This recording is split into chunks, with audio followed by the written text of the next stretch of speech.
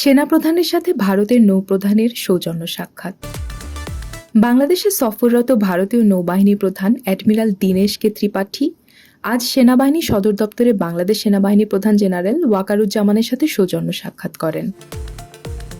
সোমবার ১ জুলাই বাংলাদেশ সেনাবাহিনী প্রধান ভারতীয় নৌবাহিনী প্রধানের সাথে পারস্পরিক কুশল বিনিময় করেন এবং ভারতীয় নৌবাহিনী প্রধান বাংলাদেশ সেনাবাহিনী প্রধান হিসেবে দায়িত্বভার গ্রহণ করায় জেনারেল ওয়াকারুজ্জামানকে অভিনন্দন জানান। সাক্ষাৎকালে তারা দুই দেশের দুই বাহিনীর মধ্যে বিদ্যমান সুসম্পর্ক আরও জোরদার করার লক্ষ্যে পারস্পরিক সহযোগিতা অব্যাহত রাখার ব্যাপারে দৃঢ় আশাবাদ ব্যক্ত করেন। জেনারেল ওয়াকারুজ্জামান তার সাথে সাক্ষাৎ করার জন্য ভারতীয় নৌবাহিনী প্রধানকে ধন্যবাদ জানান। সাক্ষাৎকালে অ্যাডমিরাল দীনেশ কে ত্রিপাঠী সস্ত্রীক উপস্থিত ছিলেন।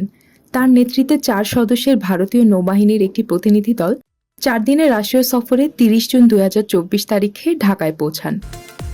সফর শেষে দলটি ৫ জুলাই ২০২৪ তারিখে ভারতে প্রত্যাবর্তন করবে।